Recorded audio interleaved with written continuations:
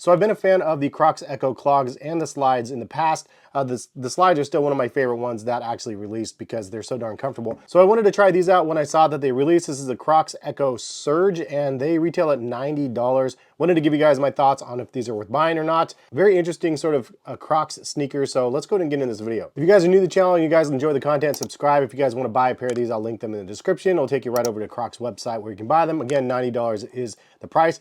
The first thing is the sizing. So the crocsecho slides are interesting. These do fit me a little bit big. I personally don't mind it. I like to have them a little bit looser on feet, but some people might find these a little bit too loose. I'm typically a 9.5. I went up to a size 10 in the slides, and again, they're a little bit big. So I decided to try something out. I got these in a size 9 instead of a size 10.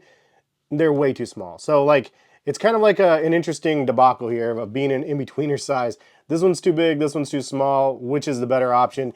I would return these and get a size 10 personally is what I'm planning on doing, just because the size 9 is just way too small. So that's the first things first about the sizing. Overall though, this is a very interesting version of a crocsecho sneaker. I did a review of the Storms as well on the channel if you guys missed out, and I was underwhelmed with that one. It was kind of an expensive one, kind of weird looking, and didn't really make sense considering it wasn't waterproof and it was called the Storm and stuff. Anyways, this is a Surge and it does feature some of the same tech that you have on the slides.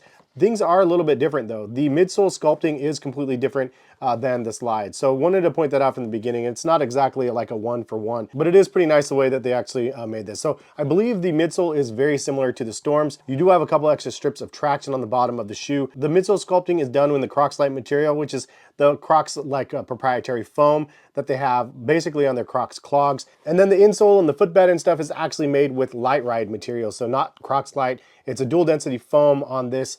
And it really is a really nice combination. The Crocs Light is like a lot more durable on the outside. The Light Ride is really soft and squishy on the inside. So definitely appreciate that. And I think they did a good job executing that. These do feature kind of a knit upper, and then you do have laces and a, standard tongue, and then some extra padding around the heel, a pull tab on the heel as well. There is a little bit of reinforcement done on the lace holes that are embroidered, so it doesn't look like the toughest and strongest reinforcement, but it is simplistic and nice. Also, you do have a fused little section in the front of the shoe as well. Also, the Crocs logo on the tongue is fused, and then you do have the Crocs logo that is on the Crocs slide on the back. So are they comfortable? I would say if you got the right size, yes. I'd say the sizing thing is kind of a pain. I wish they did offer half sizes. Overall, they're very comfortable though. You put them on and you feel that light ride that you are used to if you have had the slides or tried it in any of the other shoes and stuff that they've had. It feels really good. Like, it's just comfortable. It's overall like a pretty nice pair of sneaker shoe things that they have going on here. The only thing that I would say was a little bit awkward for me, and this is again maybe a sizing issue, is the toe box section down here has a rubber guard that kind of comes all the way up over top of the toes, and that was a little bit weird feeling on the top of my toes, that like rubber material. I mean, it's kind of similar to what you get like on a pair of Crocs, but it was a little bit more snug again because the size just being a little bit too small. So would I have a better experience if these were a bigger size? Probably so. Leave a comment in the comment section if you guys got a pair or not, and if you guys have one that fit. Like, is this kind of a section that bugs you or not, the top of your foot? Because for me, it kind of bugged me a little bit the way it felt. Overall, I mean, it was fine. It just was a little bit different because I'm not used to having the top section of my foot like kind of enclosed the way that it is. Now, that being said, this is kind of a nice little feature because if you need something that's extra durable, having the added protection over the toe box means that you're gonna have extra durability. So that can be a good thing depending on if you're looking for it. Now, just one other note, similar to the slides, there are some extra gaps in the holes in the midsole. You have a couple of those on the back of the shoe as well. So obviously if you're stepping in mud and whatnot, this is gonna be kind of difficult to clean out because you're kind of trapped with these pockets back here.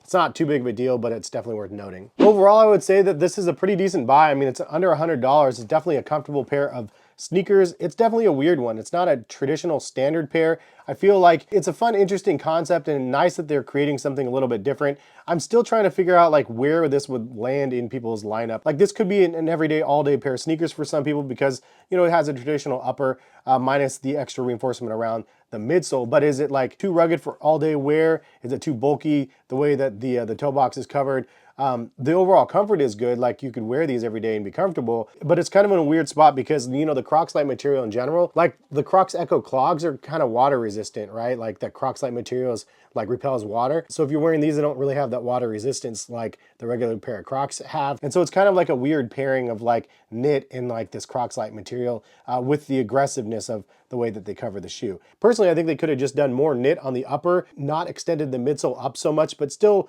left some of the bottom the way it is so it has a dual density. I like that. I like the overall comfort of it, but I think that it would make more sense considering this is kind of like encroaching on the Crocs Echo clogs territory when it's trying to be a sneaker. And then usually the extra ventilation that people have for sneakers has the perforation holes on the toe box and then kind of on the sides.